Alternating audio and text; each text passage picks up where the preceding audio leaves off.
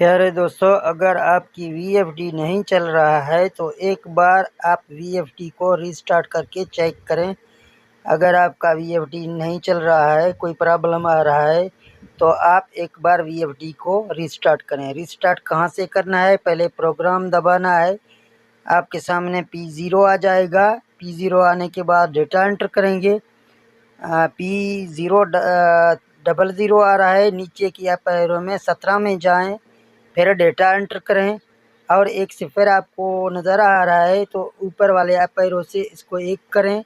फिर आप दोबारा डेटा एंटर करें तो आपका ये VFD रीस्टार्ट हो गया। अगर दूसरा बार आपको रीस्टार्ट करना है, जहाँ फिर 17 में जाना है, डेटा एंटर करना है, फिर आपको जहाँ 2 पे जाना है, डेटा एंटर करना है। ये VFD 2 बार रीस्टार्ट हो गया आपका।